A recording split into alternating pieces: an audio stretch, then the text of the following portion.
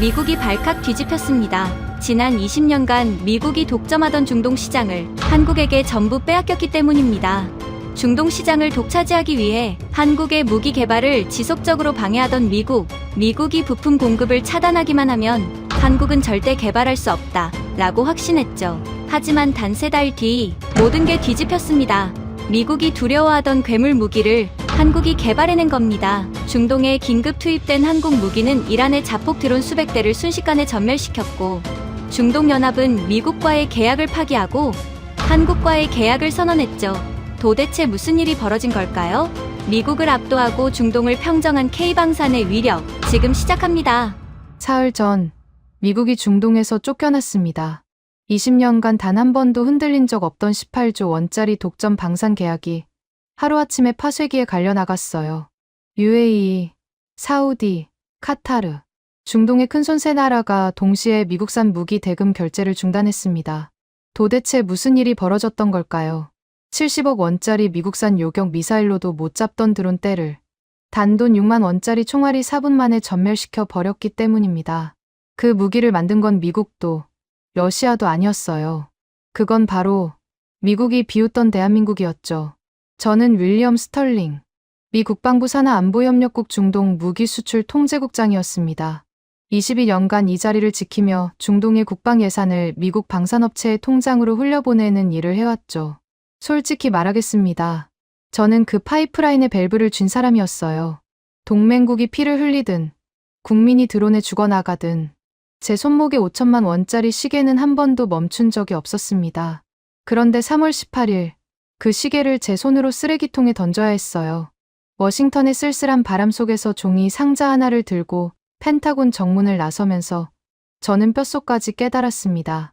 제국이 무너진 건 적의 미사일 때문이 아니라 우리 자신의 오만함 때문이었다는 거요. 이야기는 3월 초로 거슬러 올라갑니다. 그날도 펜타곤 7층 통제실은 쾌적했습니다. 에어컨이 연중 22도를 유지하는 이 방에서 저는 수트 소매를 정리하며 통제실 중앙에 대형 스크린을 올려다봤습니다. 아부다비 상공을 뒤덮은 붉은 점들이 꿈틀거리고 있었어요. 450개, 하나하나가 이란의 지원을 받는 후티 반군의 자폭 드론이었습니다. 경고음이 끊이지 않았어요. 패트리어트 요격탄 잔여 물량 표시가 자유 낙하하듯 곤두박질 치고 있었습니다. 5일치, 정상적인 국방 관료라면 심장이 얼어붙을 숫자였죠. 하지만 저는 커피잔을 들었습니다. 모니터에 뜨는 저 붉은 점들은 누군가의 죽음이 아니었어요. 제가 다음 주에 서명할 18조 원짜리 갱신 계약서에 단가를 올려줄 근거 자료였습니다. 동맹국이 피를 많이 흘릴수록 미사일 가격은 올라가게 되어 있었으니까요. 바로 그때 위성 전화가 울렸습니다. 발신자는 UAE 국방부 차관보 타리크 아람마디, 영국 샌드허스트 육군사관학교 출신의 자존심 강한 군인이었어요. 수화기 너머로 폭발음이 먼저 들려왔습니다. 스털링 국장, 지금 아부다비 상공에 무슨 일이 벌어지고 있는지 당신 눈으로 보고 있겠지요. 20년간 360조 원을 바쳤습니다. 우리가 산 미사일을 당장 보내시오. 타리크의 목소리가 갈라져 있었어요. 그 거만하던 샌드허스트 출신 장교가 핏대를 세우며 절규하고 있었습니다. 저는 수화기를 귀에서 살짝 떼었어요. 손목에 파텍 필립을 만지작거렸습니다. 방산 로비스트가 지난달 은밀히 건네준 시계였죠. 차기 부차관보 승진과 퇴임 후 록히드 마틴 부사장 자리가 약속된 증거물이기도 했습니다. 차관보, 절차가 있습니다. 긴급 요청서를 제출하더라도 최소 36개월은 소요될 겁니다. 요청서조차 낼 생각은 접어두시죠. 제 목소리는 차분했습니다. 아니, 차분한 정도가 아니라 비웃음에 가까웠어요. 통제실 스크린에서는 아부다비의 정유시설 인근에 화염이 치솟고 있었지만 제게 그건 숫자였습니다. 36개월. 그 시간 동안 UAE는 더 많은 피를 흘릴 것이고 더 많은 피는 곧 더 높은 단가를 의미했어요.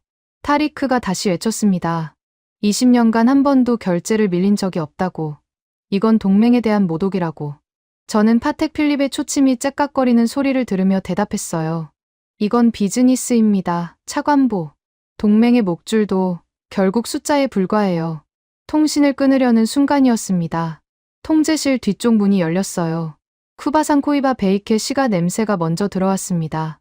아서 V. 펜들턴 부차관보였어요. 미국 동부의 올드 머니 가문 출신인 제 직속 상관은 목소리를 높이는 법이 없는 사람이었습니다.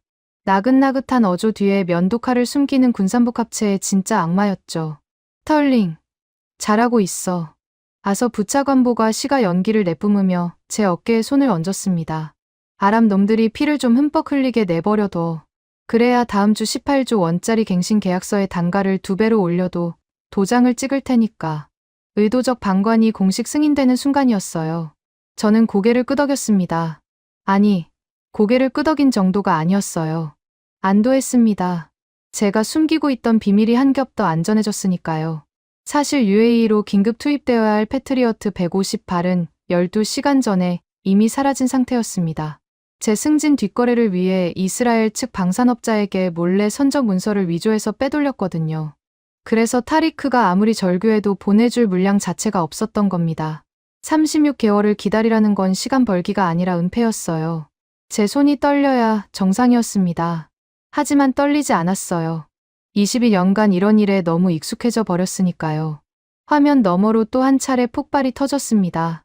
정유시설의 저장 탱크에 드론이 직격한 거였어요. 시뻘건 불기둥이 아부다비의 밤하늘을 갈랐습니다. 통제실 안에 장교 2명이 고개를 돌렸지만 저는 시선을 거두지 않았어요. 그 불꽃이 아름다웠다는 게 아닙니다. 저장 탱크 하나가 날아갈 때마다 UAE의 협상력이 깎여 나간다는 계산이 머릿속에서 자동으로 돌아가고 있었던 겁니다. 통제실은 서늘할 정도로 고요했습니다. 22도의 에어컨 바람, 마호가니 책상 위의 서류들, 멀리서 들려오는 경고음. 사막에서는 사람이 죽어나가고 있었지만 이 방에서는 아무도 뛰어나가지 않았어요. 통신 종료 직후 주머니에 개인 휴대폰이 진동했습니다. 로키드 마틴 측 로비스트가 보낸 문자였어요. 임원 자리 세팅 완료. 5글자의 제 입꼬리가 올라갔습니다. 퇴임 후에 인생이 확정된 순간이었죠. 부차관보 승진, 로키드 마틴 부사장, 그리고 그 뒤에 펼쳐질 화려한 노후까지. 모든 퍼즐이 맞아떨어지고 있었어요. 아서 부차관보가 시가를 한 모금 깊이 빨아들이더니 가죽 서류 가방에서 두꺼운 문서 뭉치를 꺼냈습니다. 18조 원짜리 방산갱신 계약서 초안이었어요. 마호가니 테이블 한가운데 탁소리와 함께 놓였습니다. 단가가 전년 대비 2배로 올라가 있었죠. 아서는 시가 연기 사이로 느릿하게 웃었어요. 저는 창가로 걸어갔습니다. 펜타곤 7층에서 내려다보는 워싱턴의 야경은 언제나 장엄했어요. 포토맥 강 위로 링컨 기념관의 조명이 흰빛을 뿌리고 있었습니다. 이 거대한 제국의 심장부에서 저는 중동의 국방 예산이 영원히 제 손아귀에 있다고 확신하고 있었어요. 한국이라는 나라가 사막 위에 뭔가를 내려놓고 있다는 첩보 보고서가 책상 한쪽에 놓여 있었지만 펼쳐볼 생각조차 들지 않았습니다. 냉장고나 잘 만드는 하청업체, 그게 제가 아는 한국의 전부였으니까요. 다음 날 아침, 통제실에 출근하자마자 이상한 기운을 느꼈습니다. 평소라면 커피 향과 함께 느긋한 아침 브리핑이 시작되는 시간이었어요. 그런데 장교 3명이 대형 스크린 앞에 서서 아무 말도 하지 못하고 있었습니다. 스크린에 찍힌 위성 영상 때문이었죠. 아부다비 정유시설 상공에서 드론 3대가 동시에 직격하는 장면이 실시간으로 중계되고 있었어요. 저장 탱크가 터지는 순간 불기둥이 하늘 높이 치솟으며 검은 연기가 버섯구름처럼 퍼져나갔습니다. 카메라 앵글이 흔들릴 정도의 폭발이었어요. 저는 커피잔을 내려놓지 않았습니다. 어제와 같은 계산이 머릿속에서 돌아갔어요. 저장 탱크 하나에 약 2천억 원, 3개면 6천억 원이 날아간 셈이었죠. UAE의 피해가 누적될수록 다음 주 계약서의 단가, 협상에서 우리 쪽 지렛대가 강해진다는 사실을 저는 잘 알고 있었습니다. 그런데 진짜 문제는 정유시설이 아니었어요. 스크린 우측의 시스템 로그에서 빨간 경고 메시지가 쏟아지고 있었습니다. 미군이 자랑하던 8천억 원짜리 최고급 사드 레이더, ANTPY-2의 탐지 기록이었어요. 소형 자폭 드론 군집의 레이더 반사, 신호가 너무 미약해서 시스템이 그걸 사막의 회오리 바람으로 분류하고 있었습니다. 선풍기라는 코드명이 화면에 줄줄이 찍혀 나왔어요. 8천억 원짜리 레이더가 3천만 원짜리 드론대를 선풍기로 착각하며 시스템 에러를 뿜어내고 있었던 겁니다. 치명적인 오류였죠. 패트리어트 잔여 물량 수치가 하루 만에 2자릿수로 급감했습니다. 어제까지 517라고 표시되던 숫자가 사실상 이틀치도 안 되는 수준으로 쪼그라든 거였어요. 그와 동시에 별도의 데이터 창이 열렸습니다. UAE 국방 예산 실시간 소진율이었어요. 이틀 만에 8조 원이 증발했다는 수치가 차갑게 떠 있었습니다. 70억 원짜리 패트리어트 요격탄으로 3천만 원짜리 드론을 막아왔으니 당연한 결과였죠. 포르쉐를 하늘에 던져서 파리를 잡는 전쟁이었으니까요. 바로 그때 통제실 후방석에서 누군가 일어섰습니다. 미 중부사령부 수석 전술 분석관 마커스 벤스 박사였어요. 정치가 아닌 수학과 데이터만 믿는 천재 군무원이었죠. 마커스가 서류 뭉치를 들고 제 앞으로 성큼 걸어왔습니다. 국장님, 70억짜리 미사일로 3천만 원짜리 드론 군집을 막는 교전비 구조를 계산했습니다. 48시간 이내에 동맹국 UAE의 방공 예산 파산이 확정됩니다. 이건 호들갑이 아니라 산술입니다. 마커스의 목소리에 감정이 실려 있었어요. 데이터만 말하던 사람 입에서 경고의 무게가 느껴졌습니다. 서류에 빼곡히 적힌 숫자들이 눈에 들어왔어요. 교전비 비율, 요격탄 소진 곡선, 잔여 물량 추이, 전부 한쪽으로 쏠려 있었습니다. 추락하는 쪽으로요. 저는 서류를 받아들고 한 장 넘겼습니다. 그리고 덮었어요. 벤스 박사, 그건 서류상의 호들갑이야. 현장 상황은 우리 손바닥 안에 있으니까 본연의 분석 업무에 집중하게. 마커스의 턱이 굳어지는 게 보였습니다. 하지만 저는 이미 개인 휴대폰을 꺼내 들고 있었어요. 주말 골프 예약을 잡아야 했거든요. 버지니아 교회의 프라이빗 클럽이었습니다. 로키드 마틴 부사장 후보들과의 비공식 라운딩이 잡혀 있었죠. 마커스가 돌아서는 뒷모습을 보면서도 저는 티오프 시간을 확인하고 있었습니다. 사막에서 사람이 죽어나가는 스크린 앞에서요. 오후가 되자 이상한 일이 벌어졌습니다. UAE 대사관의 직통 라인이 끊겼어요. 제가 전화를 건 게 아닙니다. UAE 쪽에서 미국 대사관과 펜타곤의 모든 직통 연락을 받지 않기 시작한 겁니다. 타리크 차관보의 개인 회선도 먹통이었어요. 어제까지 핏대를 세우며 매달리던 사람이 갑자기 전화를 끊었습니다. 구걸하던 쪽이 먼저 등을 돌리는 건 22년 경력에서 처음 보는 패턴이었어요. 뭔가 끼이적거렸지만 대수롭지 않게 넘겼습니다. 무기가 없으면 어차피 기어올 수밖에 없다고 생각했으니까요. 그로부터 정확히 2시간 뒤 첩보 위성 담당 장교가 급히 달려왔습니다. 국장님, 알다프라 기지 진입로에 정체불명의 항공기가 포착됐습니다. C-130 수송기급인데 미군 소속이 아닙니다. 스크린을 전환하자 위성 사진이 떴어요. 알다프라 연합공군기지 활주로에 대형 수송기 3대가 착륙하고 있었습니다. 동체에 찍힌 마크가 확대됐을 때 저는 눈을 한번 깜빡였어요. 태극 마크였습니다. 대한민국 공군 수송기였어요. 코웃음이 나왔습니다. 한국이 뭘 들고 왔는지는 관심도 없었어요. 카탈로그를 들고 영업하러 온 거겠거니 했습니다. 사막 한가운데서 전쟁이 벌어지는데 영업사원이 브로슈어를 펼치겠다고 날아온 꼴이라고 생각했죠. 하지만 위성사진의 다음 프레임이 제 예상을 비틀었습니다. 수송기의 후방 램프가 열리는 장면이었어요. 램프 아래로 내려오는 건 카탈로그가 아니었습니다. 궤도형 장갑차였어요. 동체 측면에 한화 로고가 선명하게 찍혀 있었습니다. 한 대가 아니었어요. 수송기 한 대에서 2대씩, 3대의 수송기에서 총 6대의 장갑차가 모래 위로 내려섰습니다. 그리고 마지막 수송기의 램프에서 한 무리의 사람들이 내렸어요. 군복이 아니라 작업복에 가까운 회사 단복 차림이었습니다. 선두에 선 남자의 오른쪽 팔뚝에 길게 흉터가 보였어요. 위성 사진의 해상도로도 식별될 만큼 뚜렷한 화상 자국이었습니다. 나중에야 알게 됐지만 그게 한화에어로스페이스 중동 방산 수주 지원 총괄 단장 최규철이라는 사람이었어요. 저는 다시 코웃음을 쳤습니다. 냉장고나 잘 만드는 하청업체가 고철을 들고 왔군. 옆에 있던 장교가 어색하게 웃었어요. 저도 웃었습니다. 하지만 속으로는 한 가지가 걸렸어요. 수송기에서 내린 장갑차들의 상태가 너무 깨끗하지 않았다는 점이었습니다. 차체 곳곳에 모래먼지가 끼어 있었고 궤도에 흙이 묻어 있었어요.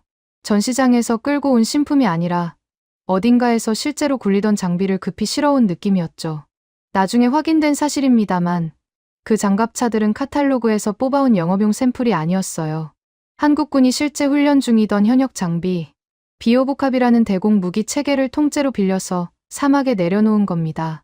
자국군의 방공망에 구멍이 뚫리는 걸 감수하면서까지 동맹국의 하늘을 지키겠다고 날아온 거였어요.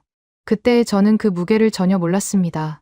무릎 꿇고 기어올 줄 알았던 UAE가 국을 대신 택한 건 전혀 다른 선택이었어요. 미국 카탈로그를 넘긴 게 아니라 48시간도 안 돼서 실전 무기를 실어 나라를 찾아낸 겁니다. 그것도 미국이 20년간 독점해 온 시장 한가운데로 직항편을 띄워서요. 저는 위성 사진을 받았습니다. 골프 예약 확인 문자가 와 있었거든요. 토요일 오전 8시. 버지니아 하늘 아래서 방산 로비스트와 악수를 나눌 생각에 기분이 나쁘지 않았어요. 사막에 내린 한국산 고철 따위가 미국의 20년 독점 체제를 흔들 수 있다는 생각은 1%도 하지 않았습니다. 마호가니 책상 위에는 아서 부차관보가 올려놓은 18조 원짜리 계약서, 초안이 그대로 놓여 있었어요. 시가 냄새가 아직 배어 있었습니다.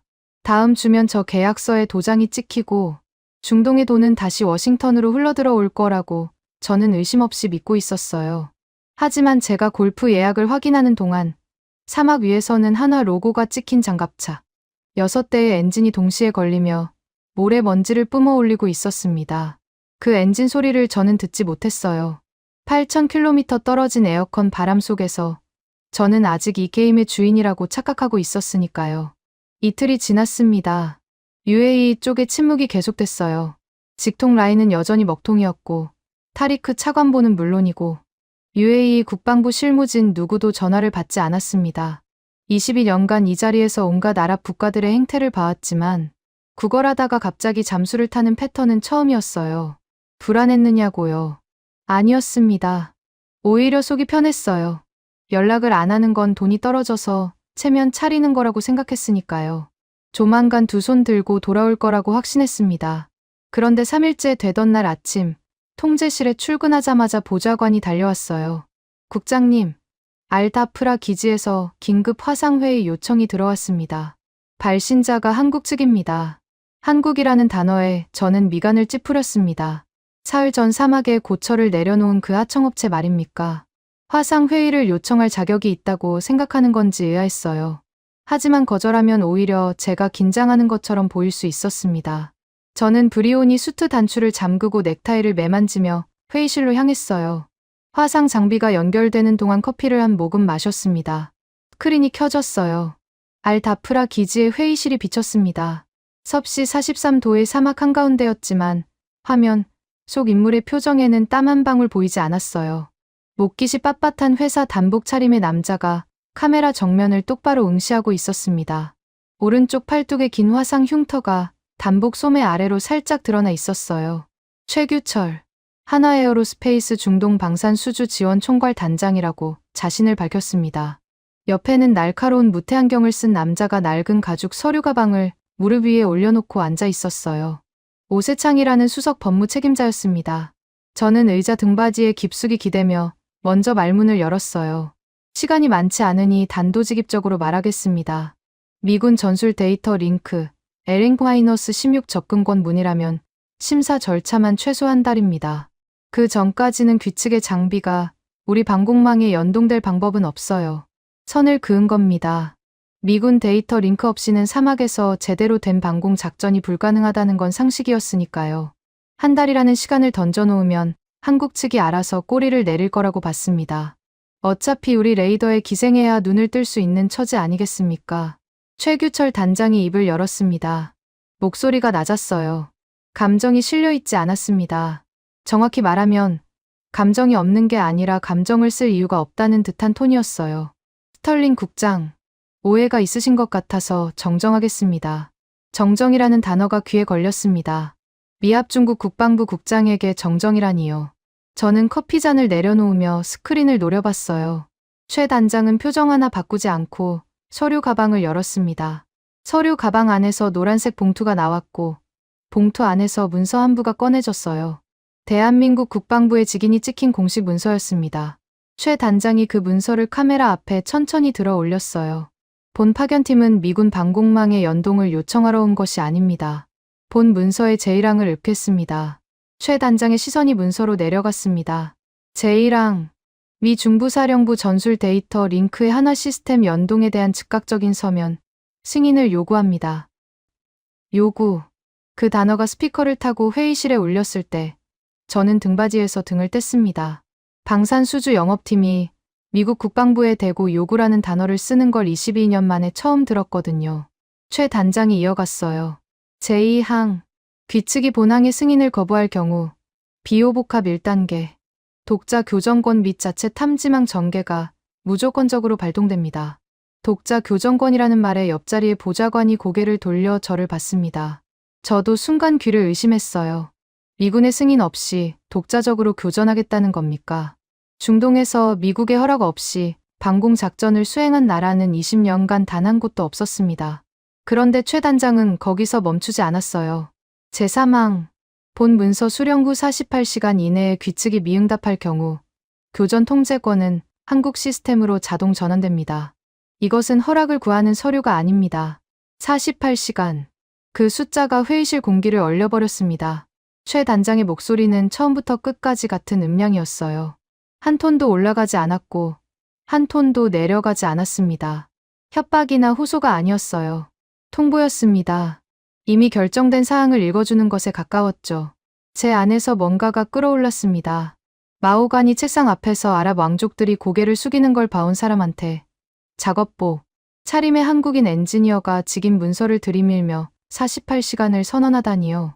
저는 주먹으로 책상을 내리쳤어요. 감히 하청업체가 미합 중국 국방부에 최후 통첩을 합니까? 당신들이 어디서 이런 권한을 가져왔는지 모르겠지만 이 문서는 휴지통에 처박히게 될 겁니다. 목소리가 갈라졌습니다. 손목에 파텍 필립이 형광등 불빛에 번쩍였어요. 보좌관이 움찔하는 게 느껴졌습니다. 하지만 스크린 너머의 최규철 단장은 눈 하나 깜빡이지 않았어요. 제 고함이 끝나기를 기다렸다는 듯 이 초의 침묵 뒤에 입을 열었습니다. 스털링 국장. 당사의 비호복합은 미군의 승인을 구걸하도록 설계되지 않았습니다. 귀하에게 남은 시간은 정확히 48시간입니다. 도장을 찍든 아니면 비키시든 선택하십시오. 그 말을 끝으로 최 단장은 문서를 테이블 위에 내려놓았습니다. 옆에 앉아있던 오세창 법무 책임자가 무태 안경 너머로 카메라를 한번 응시했어요. 아무 말도 하지 않았지만 그 시선에 담긴 의미는 분명했습니다. 법적으로 완벽하게 준비돼 있다는 무언의 확인이었죠. 최규철 단장이 만년필 뚜껑을 닫는 소리가 스피커를 통해 또각하고 울렸습니다. 그리고 화상 연결이 끊겼어요. 일방적으로요. 제가 끄는 게 아닙니다. 한국 측이 먼저 스크린을 꺼버린 겁니다. 미합 중국 국방부의 통제실 한가운데서 상대방이 먼저 통신을 차단하는 일을 저는 단 한 번도 겪어본 적이 없었어요. 스크린이 파란 대기 화면으로 전환됐습니다. 회의실이 조용해졌어요. 에어컨 바람 소리만 22도의 공기를 순환시키고 있었습니다. 보좌관이 조심스럽게 물었어요. 국장님, 48시간이면 모레까지인데요. 어떻게 하시겠습니까? 저는 대답하지 않았습니다. 넥타이를 고쳐 매며 자리에서 일어났어요. 다리가 뻣뻣한 게 느껴졌지만 내색하지 않았습니다. 회의실을 나서며 한마디 던졌어요.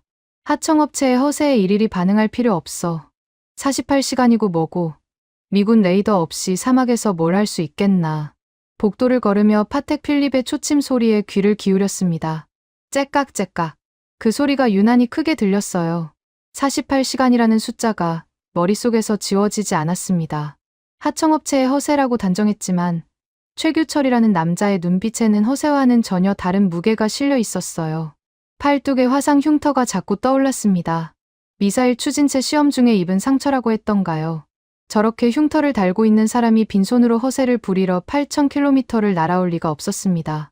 집무실로 돌아와 의자에 앉았어요. 마오간이 책상 위에 18조 원짜리 계약서, 초안이 눈에 들어왔습니다. 다음 주면 끝나는 게임이었어요. 하지만 처음으로 그 서류 뭉치가 평소보다 얇아 보였습니다. 48시간 중 36시간이 흘렀습니다. 집무실 벽면의 전자시계가 데드라인 12시간 전을 가리키며 붉게 깜빡이고 있었어요. 저는 그 숫자를 보지 않으려 했습니다. 볼 이유가 없다고 스스로에게 말했어요. 하청업체가 정한 시한 따위에 미합 중국 국방부 국장이 쫓길 이유는 없으니까요. 그런데 몸은 정직했습니다. 커피를 3잔째 마시고 있었고 넥타이를 2번이나 고쳐 맸어요. 주말 골프 예약을 취소한 건 아침 일이었습니다. 로키드 마틴 로비스트에게 양해 문자를 보내면서 손가락이 미세하게 떨리는 걸 느꼈어요. 아무것도 아닌 떨림이었습니다. 에어컨 바람 때문이라고 판단했죠. 문이 열렸습니다. 시가 냄새가 아니었어요. 아서 부차관보가 시가 없이 들어왔습니다. 그것만으로도 이상했어요. 20년간 제 상관의 입에서 코이바 베이케가 떨어진 적이 없었거든요. 아서의 얼굴이 굳어 있었습니다. 나긋나긋하던 목소리에 금이 가 있었어요. 스털링, 상황이 심상치 않아.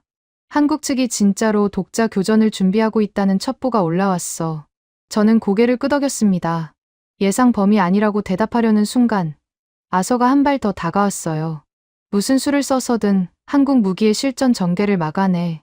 저놈들이 사막에서 한 발이라도 쏘는 순간 18조 원짜리 갱신 계약은 끝장이야. 알겠나. 아서의 눈이 날카로웠습니다. 나긋한 악마가 처음으로 이를 드러낸 거였어요. 저는 알겠다고 대답했습니다.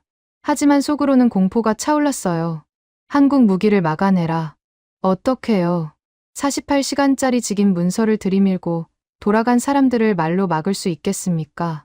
정상적인 방법으로는 불가능했습니다. 그래서 비정상적인 방법을 택했어요. 아서가 나간 뒤 저는 개인 휴대폰을 꺼냈습니다.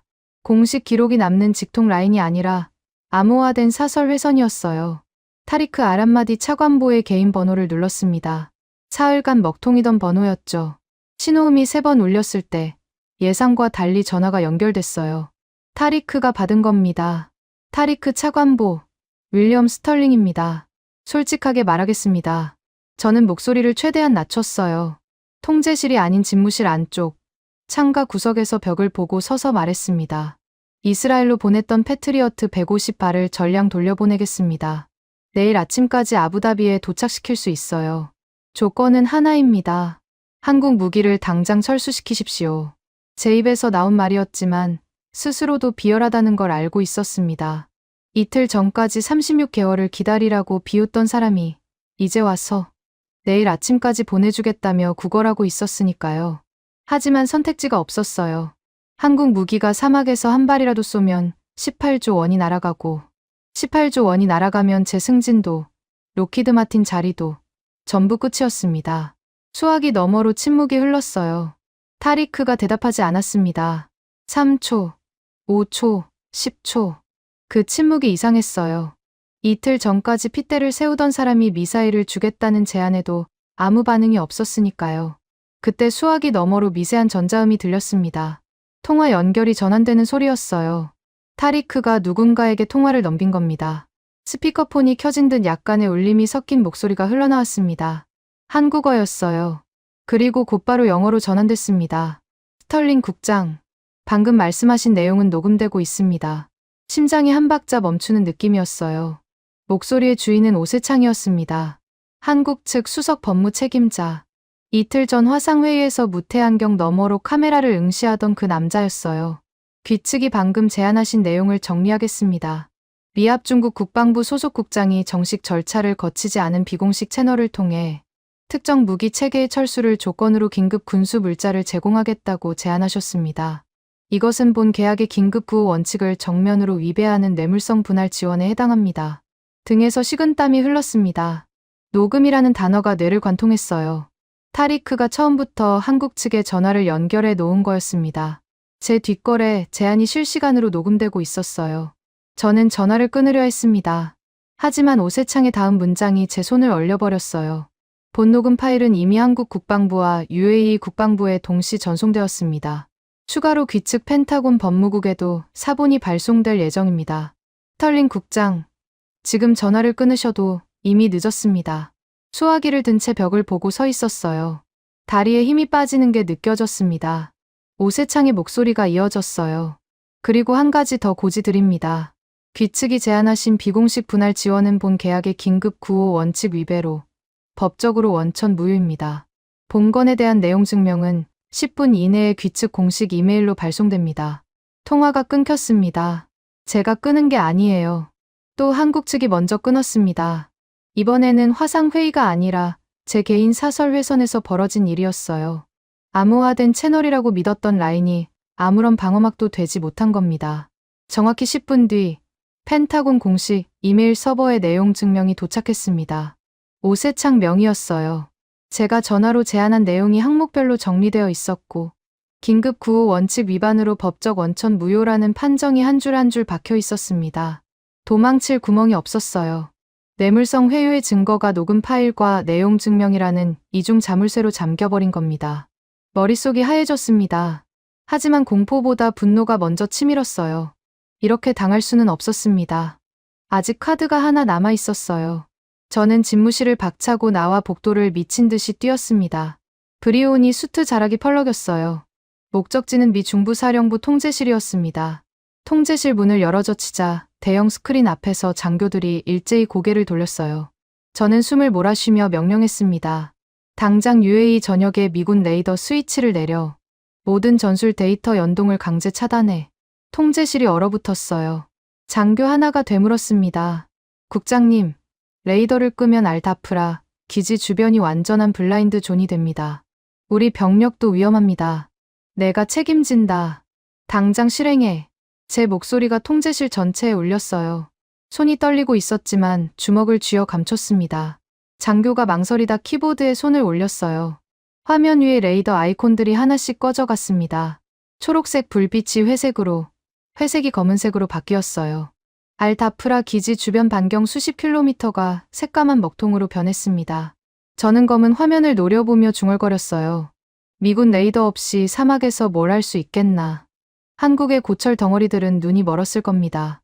자체 탐지 능력이 있다고 허세를 부렸지만 미군의 사드 레이더망 없이 소형 드론, 항적을 추적할 수 있는 시스템은 이 지구상에 존재하지 않는다고 저는 확신했어요. 통제실의 모든 스크린이 검게 변한 채로 시간이 흘렀습니다. 5분, 10분, 30분. 저는 팔짱을 끼고 서서 한국 측 진영에서 항의 전화가 걸려오기를 기다렸어요. 레이더가 꺼지면 앞이 깜깜해질 테니 미군 데이터 연동을 다시 켜달라고 매달리는 전화가 올 거라고 확신했습니다. 1시간이 지났어요. 전화는 오지 않았습니다. 2시간이 지났습니다. 여전히 아무 연락이 없었어요. 한국 측 진영에서는 항해 전화 한 통, 문에 이메일 한 건도 도착하지 않았습니다. 이상했어요. 레이더가 꺼지면 공황 상태에 빠져야 정상이었습니다. 사막 한가운데서 눈이 멀었는데 어떻게 아무런 반응도 없을 수 있겠습니까? 저는 통제실의 의자에 앉아 검은 스크린을 응시했어요. 파텍 필립의 초침 소리가 유난히 선명하게 들려왔습니다. 그때는 몰랐습니다. 한국 측이 항의하지 않은 이유를요. 매달릴 필요가 없는 사람은 전화기를 들지 않는 법이었어요. 미군 레이더가 꺼져도 아무런 지장이 없는 무언가를 한국은 이미 품고 있었던 겁니다. 비오복합이라는 이름의 장갑차 안에 숨겨둔 3개의 눈, 자체 3차원 국지 레이더, 열화상 카메라, 전자광학 모듈. 그 3개의 눈은 미군의 전원 스위치와 전혀 무관한 독자적인 신경 체계로 작동하고 있었어요. 하지만 검은 스크린 앞에 앉은 저는 그 사실을 알 길이 없었습니다. 한국이 침묵하는 이유가 공포가 아니라 여유라는 가능성을 저는 단 1%도 떠올리지 못했어요. 전자시계의 붉은 숫자가 데드라인을 향해 흘러가고 있었습니다. 저는 그 숫자를 외면한 채 커져가는 불안을 오만함으로 덮으려 안간힘을 쓰고 있었어요. 데드라인 타이머가 마침내 0시간 0분 0초를 가리켰습니다. 집무실 벽면의 전자시계의 붉은 숫자가 멈추는 순간 저는 커피잔을 들고 있었어요. 손가락 끝이 차가웠습니다. 에어컨 때문이라고 자신에게 말했지만 사실은 아침부터 아무것도 먹지 못한 탓이었어요. 식욕이 사라진 건 어제 저녁부터였습니다. 레이더를 끄고도 한국 측에서 전화 한 통 걸려오지 않는 밤을 꼬박 새웠거든요. 타이머가 멈추고 정확히 3분 뒤 펜타곤 공식 이메일 서버에 전자 문서가 도착했습니다. 발신자는 오세창, 한국 측 수석 법무 책임자였어요. 제목에 독자 교전 자동 귀속 고지서라고 적혀 있었습니다. 저는 마우스를 클릭하는 대신 멍하니 제목을 읽었어요. 자동 귀속이라는 4글자가 눈에 박혔습니다. 보좌관이 문서를 열었습니다. 첫 페이지에 굵은 글씨로 적힌 문장이 스크린에 떴어요. 귀측의 전술 데이터망 고의 지연은 전시 긴급 구호 협정 위반입니다. 48시간 데드라인 경과에 따라 한미 연합 방공망 연동은 본 시간부로 영구 파기됩니다. 교전 통제권은 한국 시스템으로 영구 귀속됨을 고지합니다. 영구라는 단어가 2번 나왔어요. 한시적이 아니라 영구였습니다. 저는 처음에 그 의미를 제대로 파악하지 못했어요. 단순히 독자 작전으로 전환한다는 뜻인 줄 알았습니다. 하지만 보좌관이 문서의 부속 조항을 읽어주는 순간 등골이 서늘해졌어요. 국장님, 이 조항은 단순한 작전 전환이 아닙니다. 미군의 중동방어 통제권 자체를 합법적으로 박탈하는 영구 귀속 조항입니다. 원상 복구 조건이 명시되어 있지 않습니다. 원상 복구 조건 없음. 그 말은 한번 빼앗기면 돌이킬 수 없다는 뜻이었어요. 저는 의자에서 벌떡 일어났습니다. 커피잔이 책상 모서리에 부딪혀 갈색 액체가 계약서 초안 위로 번졌지만 닦을 여유가 없었어요. 바로 그 시각 전 세계 군사 전문 매체의 속보 알림이 동시에 울렸습니다. 영국 제인스의 수석 특파원 엘리너 크로프트가 긴급 기사를 타전한 거였어요. 미 펜타곤이 드론 공격 징후 속에서 동맹국 UAE의 전술 데이터망을 고의적으로 차단한 정황이 포착됐다는 내용이었습니다. 제가 내린 레이더 차단 명령이 전 세계에 까발려진 겁니다. 누가 흘렸을까요? 내부 고발인지, 한국 측의 정보전인지, 아니면 UAE가 직접 언론에 찔렀는지 알 수 없었습니다. 중요한 건 그게 아니었어요. 기사가 나간 순간 미국이 동맹의 하늘을 고의로 먹통으로 만들었다는 사실이 전 세계 국방 관계자들의 모니터에 떴다는 게 문제였습니다. 저는 통제실로 뛰어갔어요. 대형 스크린은 여전히 검었습니다. 어젯밤 제가 직접 내린 레이더 차단 명령이 살아있었거든요. 알다프라 기지 주변은 완전한 블라인드 존이었어요. 저는 그 검은 화면을 노려보며 기다렸습니다. 한국 측 장비의 신호가 하나도 뜨지 않는 걸 확인하고 싶었어요. 레이더가 죽었으니 한국의 고철 덩어리들도 눈이 멀어 있을 거라고 아직도 그렇게 믿고 있었습니다. 30초가 지났어요. 스크린 하단 구석에서 미세한 파동 신호가 깜빡였습니다. 처음에는 노이즈라고 생각했어요. 사막의 모래바람이 만들어낸 잡신호일 수 있었으니까요. 하지만 그 파동이 점점 강해졌습니다. 하나가 아니었어요. 6개의 독립된 신호가 알다프라 기지 주변에서 동시에 폭발하듯 터져 나왔습니다. 이게 뭡니까? 옆에 있던 장교에게 물었어요. 장교가 키보드를 두드리며 신호를 분석하기 시작했습니다. 3초 뒤 장교의 얼굴이 하얗게 변했어요. 국장님, 이 신호는 미군 레이더에서 나온 게 아닙니다. 한국 측 장비가 자체적으로 방출하고 있는 3차원 국지 레이더 파동입니다. 자체 레이더. 그 말이 귀에 꽂혔습니다. 미군의 전원 스위치와 무관하게 작동하는 독자적인 탐지 체계가 있다는 뜻이었어요. 저는 고개를 저었습니다. 불가능하다고 생각했어요. 소형 궤도형 장갑차에 독자 3차원 레이더를 탑재하는 건 미국이 8조 원을 쏟아붓고도 실패한 기술이었으니까요. 1980년대 서전트 요크 프로젝트가 그 증거였습니다. 8조 원과 10년의 세월을 갈아 넣었지만 소형 드론의 레이더 반사 면적이 너무 작아서 선풍기와 구분하지 못했어요. 결국 포기했던 기술이었습니다. 그런데 스크린 위의 신호는 거짓말을 하지 않았어요. 6대의 비호복합이 각각 독자적인 3차원 레이더, 열화상, 카메라, 전자광학 모듈을 동시에 전개하고 있었습니다. 세계의 눈이라는 별명이 붙은 이유를 그제야 이해했어요. 미군 레이더가 꺼져도 스스로 세상을 보는 눈을 3쌍이나 가지고 있었던 겁니다. 그때 스크린 중앙에 새로운 표시가 뜨기 시작했어요. 타겟팅 라곤 표시였습니다. 1, 2, 10, 20개. 숫자가 멈추지 않았어요. 30, 50, 80, 그리고 120개에서 멈췄습니다. 비호복합이 미군 사드 레이더도 놓친 17km 밖의 초소형 드론, 군집 120개의 항적을 외부 도움 없이 스스로 낚아챈 겁니다. 통제실이 얼어붙었어요. 장교들이 스크린을 올려다보며 아무 말도 하지 못했습니다. 120개의 선명한 초록색 라곤 표시가 일정한 간격으로 깜빡이고 있었어요. 미군의 8천억 원짜리 사드 레이더가 선풍기로 착각했던 그 소형 드론.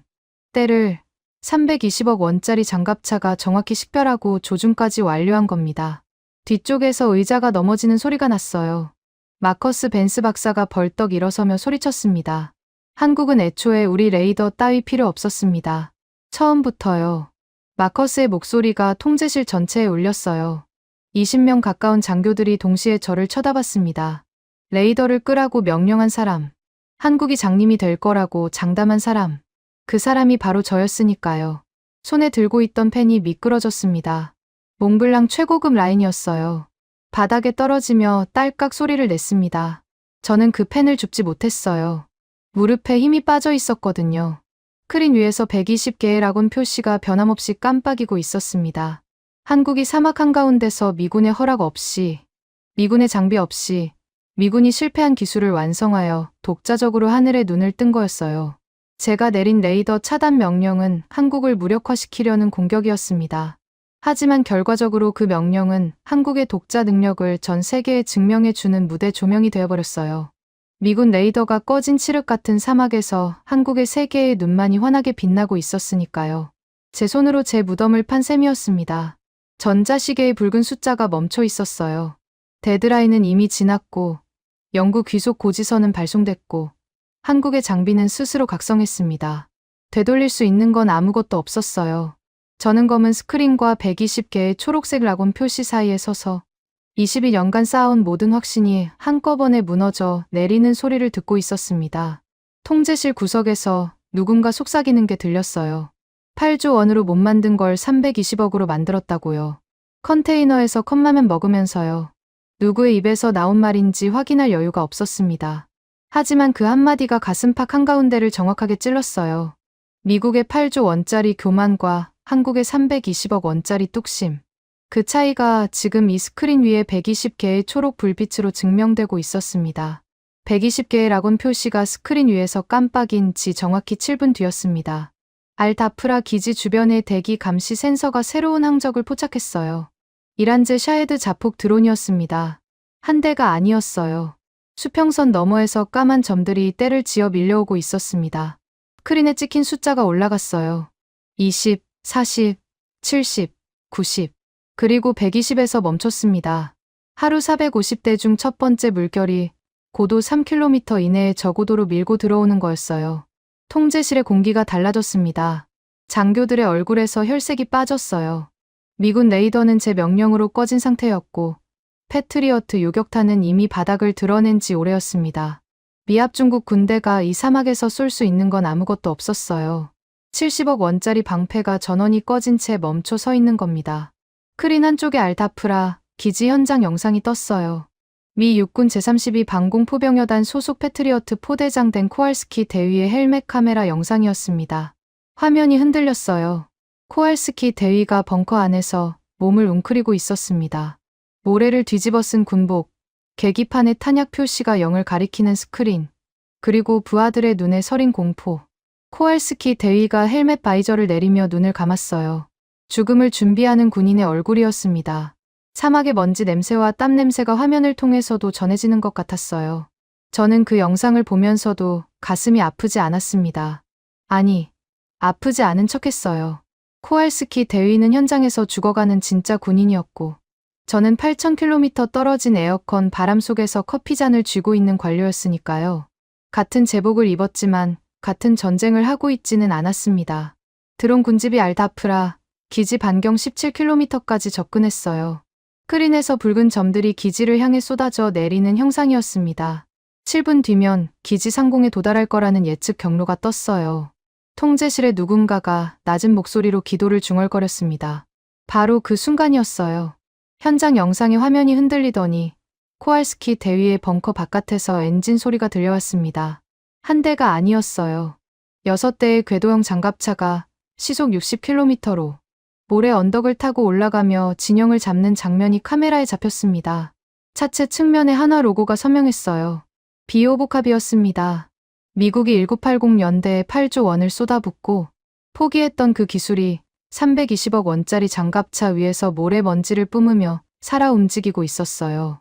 장갑차들이 모래 능선 위에 일렬로 멈춰 섰습니다. 포탑이 동시에 하늘을 향해 돌아갔어요. 30mm 쌍열 기관포의 포신이 사막의 뿌연 하늘을 겨눴습니다. 스크린에 한국 측의 무전 주파수가 잡혔어요. 최규철 단장의 목소리였습니다.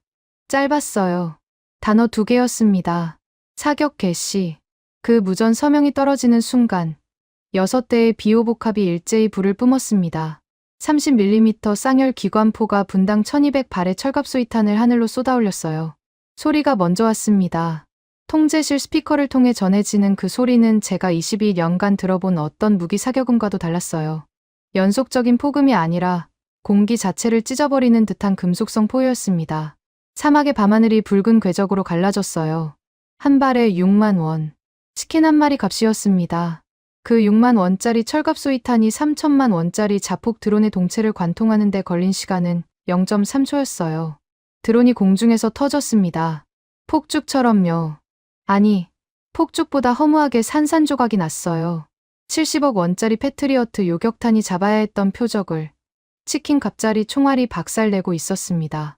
첫 번째 드론이 터진 뒤로 연쇄 폭발이 이어졌어요. 2대, 5대, 10대. 총알이 하늘로 솟구칠 때마다 드론들이 공중에서 불꽃을 피우며 추락했습니다. 스크린의 붉은 점들이 하나씩 사라졌어요. 비오복합의 자체 3차원 레이더가 드론의 궤적을 실시간으로 추적하며 포신의 각도를 0.1초 단위로 보정하고 있었습니다. 미군 사드 레이더가 선풍기로 착각한 그 미세한 항적을 한국의 세계의 눈은 한치의 오차도 없이 물고 늘어졌어요. 1분이 지났을 때 스크린에서 사라진 붉은 점이 40개였습니다. 2분이 지나자 70개가 소거됐어요. 3분째 접어들자 잔여 드론이 30대 이하로 줄었습니다. 그때 스크린에 새로운 무기 체계가 합류했어요. 천광이라는 이름의 레이저 대공무기였습니다. 소리가 없었어요. 비오복합의 기관포가 천둥 같은 포효를 내지르는 동안 천광은 소리 없이 빗줄기를 쏘아 잔여 드론들을 태워버렸습니다. 드론의 날개가 녹아내리며 모래 위로 떨어지는 장면이 열화상 카메라에 잡혔어요. 4분이었습니다. 정확히 4분. 스크린에서 120개의 붉은 점이 흔적도 없이 소거됐어요. 통제실의 시스템이 실전 데이터를 자동으로 집계했습니다. 초탄 명중률 97%. 요격 완료 시간 4분. 탄약 소모 비용 약 8억 원. 제 눈이 마지막 숫자에 멈췄어요. 8억 원. 패트리어트로 같은 수의 드론을 요격했다면 8,400억 원이 필요했을 겁니다. 1,000배가 넘는 차이였어요. 통제실이 정적에 잠겼습니다. 아무도 말하지 않았어요. 스크린에는 드론 한 대 없는 깨끗한 사막 상공이 비치고 있었습니다. 4분 전까지 120개의 죽음이 쏟아져 내리던 하늘이 텅 비어 있었어요. 그 하늘을 지운 건 미국의 70억 원짜리 최첨단 요격탄이 아니라 한국의 6만 원짜리 총알이었습니다. 현장 영상에서 코알스키 대위가 벙커 밖으로 나오는 모습이 보였어요. 헬멧 바이저를 올린 대위의 눈이 크게 벌어져 있었습니다. 전원이 꺼진 미군 레이더 포대 옆에서 한국의 장갑차들이 포신에서 열기를 뿜어내며 서 있었어요. 대위가 고개를 들어 하늘을 올려다봤습니다. 드론의 잔해가 모래 위에 흩어져 있었고 공기 중에 화약 냄새와 녹은 금속 냄새가 뒤섞여 있었어요. 코알스키 대위가 떨리는 손으로 위성 전화를 들었습니다. 제게 걸어온 거였어요. 국장님, 지금 제 눈앞에서 일어난 일을 보고합니다. 전원이 꺼진 우리 레이더 옆에서 한국의 장갑차들이 미친 듯이 불을 뿜으며 하늘을 지워버렸습니다. 대위의 목소리가 갈라져 있었어요. 공포와 경외가 뒤섞인 떨림이었습니다. 저는 수화기를 귀에 대고 있었지만 대답할 말이 떠오르지 않았어요. 그리고 저는 방금 시스템에서 본 적 없는 숫자를 확인했습니다. 초탄 명중률 97%. 미군 역사에 기록된 적 없는 수치입니다. 국장님, 우리의 8천억 원짜리 레이더는 전원이 꺼진 채 먹통이었고 한국의 6만 원짜리 총알이 사막의 하늘을 완전히 평정했습니다. 수화기를 쥔 손에 힘이 빠졌어요. 코알스키 대위의 보고가 통제실 스피커를 통해 장교들에게도 들리고 있었습니다. 아무도 입을 열지 않았어요. 22도의 에어컨 바람만이 마오가니 책상 위의 서류를 미세하게 흔들었습니다. 스크린에 찍힌 실전 데이터가 자동 저장되고 있었어요. 미국이 20년간 중동에 팔아온 방공, 세계의 모든 수치를 압도하는 숫자들이 한 줄 한 줄 기록되고 있었습니다. 그 데이터를 지울 수는 없었어요. 위성을 통해 이미 전 세계 군사 네트워크에 실시간으로 공유되고 있었으니까요. 한국의 6만 원짜리 총알이 만들어낸 4분간의 기적이 디지털 잉크로 영구히 새겨지고 있었습니다.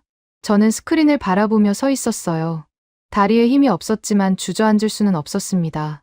20명의 장교가 지켜보고 있었으니까요. 하지만 속으로는 알고 있었어요. 이 4분이 모든 걸 바꿔버렸다는 거요. 미국의 20년 독점 체제를 지탱하던 신화, 미군의 방패 없이는 중동의 하늘을 지킬 수 없다는 그 신화가 6만 원짜리 총알 앞에서 산산조각이 난 겁니다. 4분이었습니다. 고작 4분. 그 시간 동안 20년짜리 제국이 무너졌어요. 스크린에서 마지막 굵은 점이 사라진 직후 통제실에 비상 사이렌이 울렸습니다. 제가 눌러서 울린 게 아니에요. 시스템이 자동으로 발령한 겁니다. 미군 방공 통제권 상실 경보. 22년간 이 통제실에서 단 한 번도 들어본 적 없는 사이렌이었어요. 귀를 찢는 고주파음이 마오가니 벽면에 부딪혀 울렸습니다. 아서 부차관보가 통제실로 뛰어들어왔어요. 처음 보는 모습이었습니다. 코이바 베이케 시가가 입에 없었고 이마에 땀이 맺혀 있었어요. 올드머니 가문 출신의 나긋한 악마가 넥타이를 풀어헤치고 헐떡이며 나타난 겁니다. 아서가 제 팔을 잡았어요. 스털링, 지금 당장 타리크한테 전화해.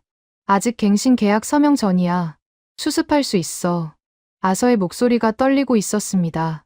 나긋나긋하던 어조는 온데간데 없고 조급함이 날 것 그대로 드러나 있었어요. 저는 아서의 손을 뿌리치지 못했습니다. 이 상황을 만든 건 저였으니까요. 레이더를 끄라고 명령한 것도, 뒷거래를 시도하다 녹음당한 것도 전부 제 판단이었어요. 아서가 직접 위성 전화를 들었습니다.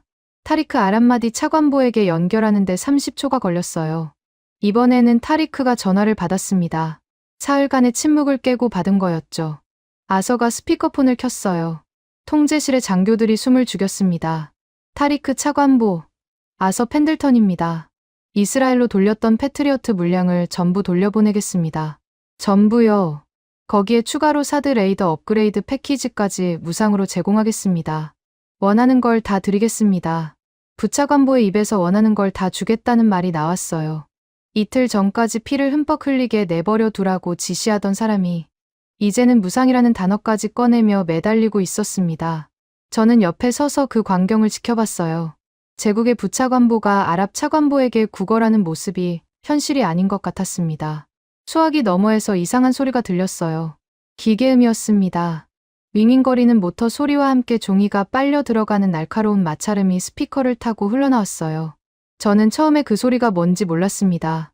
아서도 눈을 찌푸렸어요. 타리크의 목소리가 들렸습니다. 차분했어요. 사흘 전 핏대를 세우며 절규하던 사람의 목소리가 아니었습니다. 완전히 다른 사람처럼 평온했어요. 펜들턴 부차관보, 지금 들리는 소리가 뭔지 궁금하시겠죠? 당신들이 보낸 18조 원짜리 방산갱신 계약서입니다. 지금 파쇄기에 들어가고 있어요.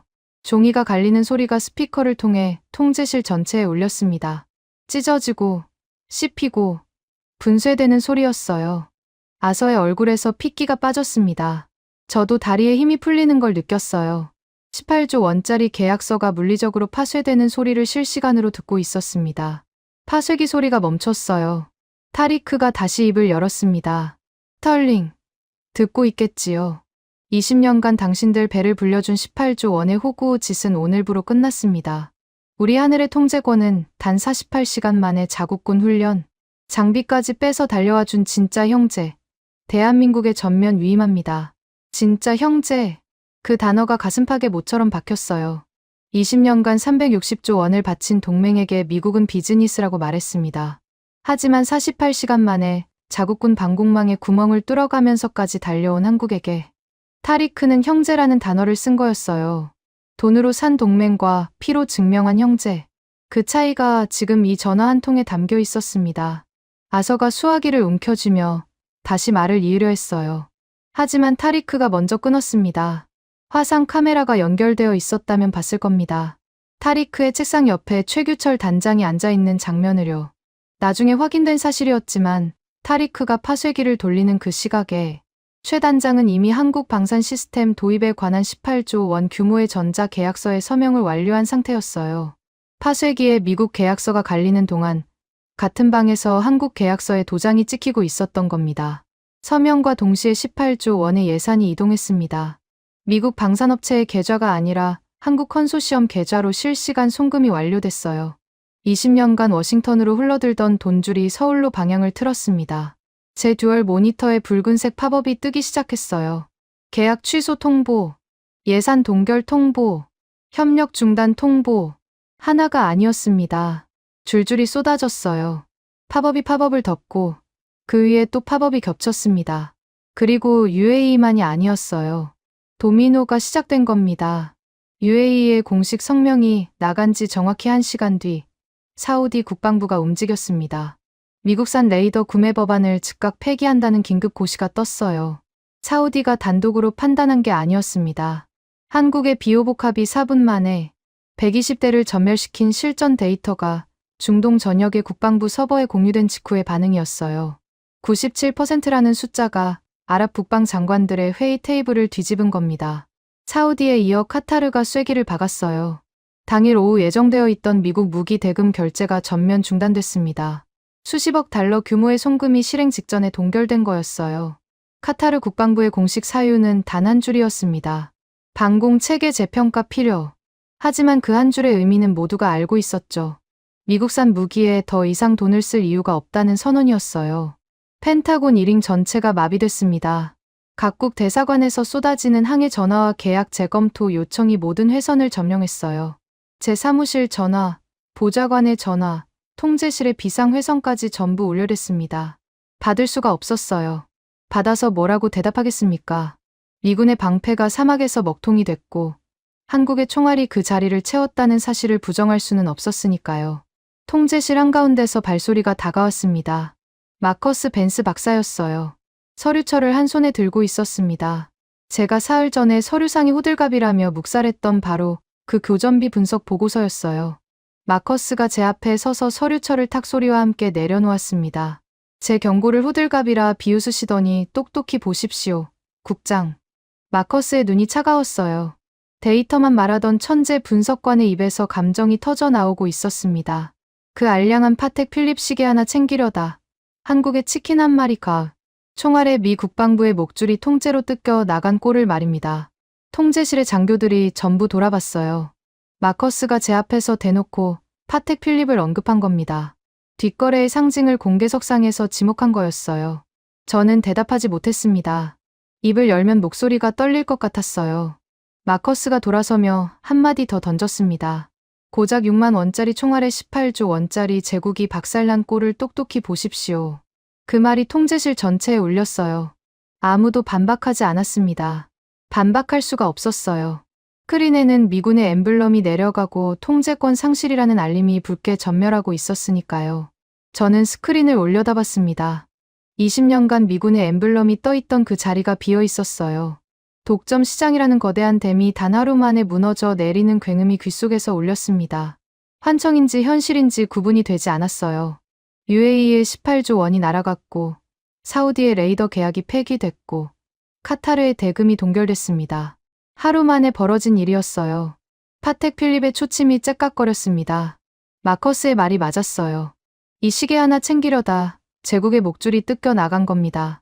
저는 시계를 내려다봤어요. 5시 정각을 가리키고 있었습니다. 평소라면 퇴근 준비를 하며 로비스트와의 저녁 약속을 확인할 시간이었어요. 하지만 오늘은 퇴근할 수 없었습니다. 퇴근할 곳이 있는지조차 확신할 수 없었어요. 통제실 모니터에서 마지막 미군 엠블럼이 사라졌습니다. 중동의 하늘은 더 이상 워싱턴의 것이 아니었어요. 3월 18일 오전 8시. 펜타곤 7층 복도에 제 구두 소리만 울렸습니다. 평소라면 이 시간에 보좌관이 커피와 함께 일일 브리핑 자료를 들고 기다리고 있었어요. 하지만 오늘은 아무도 없었습니다. 복도가 비정상적으로 조용했어요. 에어컨 바람 소리마저 멈춘 것 같았습니다. 집무실 문 앞에 도착했을 때 문이 이미 열려 있는 걸 봤어요. 제가 열어둔 게 아니었습니다. 안에서 사람 소리가 들렸어요. 서류를 넘기는 소리, 서랍을 여닫는 소리, 그리고 낮은 목소리로 주고받는 대화. 저는 문 앞에서 발을 멈췄습니다. 심장이 빨라지는 게 느껴졌어요. 문을 밀고 들어서자 낯선 얼굴 넷이 제 책상 주변에 서 있었습니다. 검은 정장에 국방부 감사국 배지를 단 요원들이었어요. 한 명은 제 컴퓨터 모니터 앞에서 로그 기록을 확인하고 있었고, 다른 한 명은 서랍에서 꺼낸 서류를 투명 증거 봉투에 넣고 있었습니다. 제 마호가니 책상 위의 물건들이 이미 절반쯤 치워져 있었어요. 윌리엄 스털링 국장이십니까? 선두에 선 요원이 물었습니다. 물어볼 필요가 없는 질문이었어요. 제 이름이 적힌 명패가 책상 위에 놓여 있었으니까요. 저는 고개를 끄덕였습니다. 목소리가 나오지 않았어요. 국방부 감사국입니다. 이면 계약 및 군수 물자 선적 문서 위조 혐의로 귀하의 업무 기록 일체를 압수합니다. 즉시 사원증을 반납하십시오. 이면, 계약, 문서 위조. 그 단어들이 귓속에서 울렸어요. 이스라엘로 빼돌린 패트리어트 150발의 선적 서류. 제가 직접 위조한 문서였습니다. 오세창이 녹음한 뒷거래 통화 내용이 도화선이 됐을 거였어요. 그 녹음 파일이 펜타곤 법무국에 전달되겠다던 경고가 빈말이 아니었던 겁니다. 바로 그때 복도 끝에서 익숙한 시가 냄새가 아닌 향수 냄새가 다가왔습니다. 아서 V. 펜들턴 부차관 보였어요. 오늘은 시가 대신 양복 주머니에 손을 넣은 채 걸어오고 있었습니다. 표정이 굳어 있었지만 당황한 얼굴은 아니었어요. 오히려 준비된 사람의 걸음이었습니다. 아서가 감사국 요원에게 서류 한 장을 건넸어요. 저는 그 서류의 내용을 보지 못했습니다. 하지만 요원이 읽는 목소리가 제 귀에 들렸어요. 윌리엄 스털링 국장의 개인적 일탈에 의한 이면, 계약 및 문서 위조 행위가 18조 원 규모의 중동 방산, 계약 상실의 직접적 원인임을 확인하며 즉각적인 직위 해제를 승인합니다. 서명, 아서 V. 펜들턴. 꼬리 자르기였습니다. 이틀 전까지 피를 흠뻑 흘리게 내버려 두라고 지시한 사람이 모든 책임을 제게 떠넘기고 칼자루를 쥔 거였어요. 아서의 눈이 잠깐 제 쪽을 봤습니다. 그 눈에는 미안함 같은 건 한 톨도 없었어요. 나긋한 악마는 끝까지 악마였습니다. 제가 쓸모없어지는 순간 가장 먼저 도려낸 거였어요. 저는 아서에게 말하려 했습니다. 당신이 승인했잖습니까? 당신이 시킨 거잖습니까? 하지만 입이 열리지 않았어요. 감사국 요원 넷이 지켜보는 앞에서 상관을 물고 늘어지는 건 제 처지를 더 비참하게 만들 뿐이었습니다. 아서는 이미 그걸 계산하고 있었겠죠. 감사국 요원이 제 목에 걸린 사원증을 가리켰습니다. 저는 고개를 숙여 사원증 줄을 벗겼어요. 22년간 매일 아침 목에 건 것이었습니다. 줄이 벗겨지는 순간 목덜미가 시려웠어요. 요원이 사원증을 받아 투명 봉투에 넣었습니다. 제 얼굴 사진이 비닐 너머로 일그러져 보였어요. 아서가 돌아서서 복도로 나갔습니다. 씨가 없는 아서의 뒷모습은 처음 봤어요. 그 뒷모습이 복도 끝으로 사라질 때 아서의 주머니에서 휴대폰 진동이 울리는 게 보였습니다. 아서가 전화를 받았어요. 걸음이 멈췄습니다. 2초, 3초, 5초. 아서의 어깨가 내려앉는 게 보였어요. 전화를 끄는 아서가 벽에 한 손을 짚었습니다. 나중에 알게 된 사실이지만 대형 방산업체 로비스트가 건 전화였어요. 자네의 무능이 시장을 망쳤다며 임원 내정을 취소한다는 통보였습니다. 저를 잘라서 살아남으려던 아서도 결국 같은 칼에 베인 거였어요. 꼬리를 자른 몸통도 결국 쓰러진 겁니다. 감사국 요원이 종이 상자 하나를 건넸습니다. 개인 물품을 담으라는 뜻이었어요. 저는 마호가니 책상 앞에 서서 서랍을 열었습니다. 21년치 물건들이 들어 있었어요. 몽블랑 펜, 로키드 마틴 로비스트가 보낸 명함집, 중동 각국 국방부와의 기념 사진들. 하나씩 상자에 넣었습니다. 손이 떨렸어요. 이번에는 에어컨 탓이라고 거짓말할 수 없었습니다. 상자에 물건을 담는 동안 책상 구석에 놓여있던 낡은 보고서가 바닥에 떨어졌어요. 표지에 적힌 제목이 눈에 들어왔습니다. 한국 방산 역량 평가, 부재가 하청업체 수준의 기술력, 독자 경쟁 불가라고 되어 있었어요. 3년 전 제가 직접 승인한 보고서였습니다. 냉장고나 잘 만드는 나라라는 제 편견이 공식 문서로 굳어진 거였죠. 그 보고서 위로 감사국 요원의 군화발이 올라섰습니다. 종이가 구겨지는 소리가 났어요. 요원은 자기 발밑에 뭐가 있는지 쳐다보지도 않았습니다. 상자를 들고 집무실을 나섰어요. 복도가 길었습니다. 22년간 매일 걸었던 복도였지만 오늘은 처음 걷는 길처럼 낯설었어요. 벽에 걸린 역대 국방장관들의 초상화가 지나갔습니다. 한 발짝 내디딜 때마다 초상화 속 눈동자가 저를 내려다보는 것 같았어요. 복도 중간쯤에서 휴대폰이 울렸습니다. 발신자를 확인했어요. UAE 현지에 된 코알스키 대위였습니다. 상자를 한 손에 끼고 전화를 받았어요. 국장님. 아니 전 국장님이시겠군요. 보고 드릴 일이 있습니다. 코알스키 대위의 목소리에 더 이상 공포는 없었어요. 대신 지친 사람 특유의 담담함이 있었습니다. 30분 전 UAE 군사 경찰이 저희 포대에 왔습니다. 미군 레이더 장비의 전원을 물리적으로 분리하고 즉각 기지를 비우라는 공식 퇴거 통보를 받았습니다. 20년간 주둔한 기지에서 방을 빼라는 겁니다. 방을 빼라. 미합 중국 군대가 20년간 발을 딛고 있던 기지에서 쫓겨나는 거였어요. 제 레이더 차단 명령이 만든 결과였습니다. 동맹의 하늘을 고의로 먹통으로 만든 나라에게 더 이상 땅을 빌려줄 이유가 없다는 것이 UAE의 판단이었겠죠. 전화를 끊었습니다. 상자를 다시 양손으로 잡았어요. 복도 끝이 보였습니다.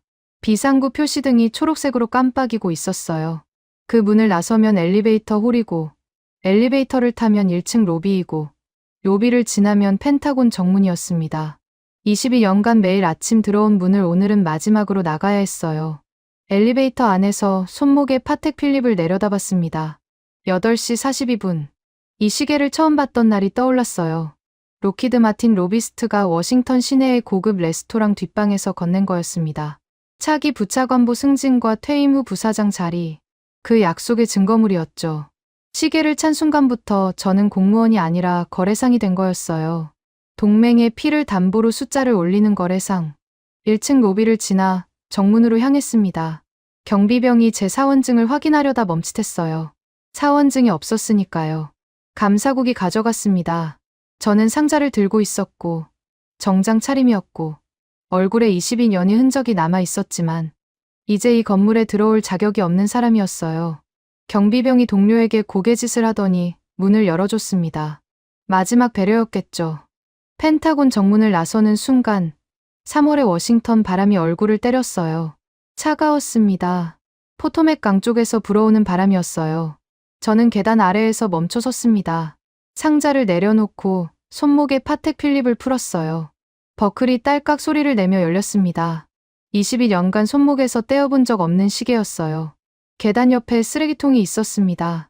스테인리스 소재의 펜타곤 관용 쓰레기통이었어요. 저는 5천만 원짜리 파텍 필립을 그 안에 던졌습니다. 금속이 금속에 부딪히는 소리가 텅하고 울렸어요. 뒷거래의 증거물이자 제 탐욕의 상징이 커피 찌꺼기와 종이컵 사이로 사라졌습니다. 시원하지는 않았어요. 아무 느낌도 나지 않았습니다. 이미 모든 게 끝난 뒤였으니까요. 상자를 다시 들었어요. 주차장을 향해 걸었습니다. 등 뒤로 펜타곤의 거대한 오각형 건물이 서 있었어요. 돌아보지 않으려 했지만 발이 멈추더군요. 고개를 돌렸습니다. 7층의 창문들이 보였어요. 제가 22년간 앉았던 통제실의 창이었습니다. 불이 꺼져 있었어요. 비상경고등의 붉은 빛만 유리에 반사되어 깜빡이고 있었습니다. 우리는 저 마호가니 책상에 앉아 엑셀표의 숫자로 동맹의 목줄을 쥐었다고 착각했습니다. 사막의 모래바람 속에서 한국의 6만 원짜리 총알이 하늘을 가르는 순간, 우리가 영원히 잃은 것은 18조 원의 장부가 아니라 제국의 신뢰 그 자체였어요. 워싱턴의 바람이 다시 불었습니다. 상자 안에 서류가 바스락거렸어요. 저는 주차장을 향해 걸음을 옮겼습니다. 등 뒤에서 펜타곤의 붉은 경고등이 꺼지지 않은 채 깜빡이고 있었어요. 3월 18일, 제국이 스스로 무너져 내린 날이었습니다. 지금까지 여러분의 영원한 말동무, 감동을 더하다 였습니다. 세계를 놀라게 한 대한민국. 다음 영상에서도 계속됩니다. 좋은 하루 되세요.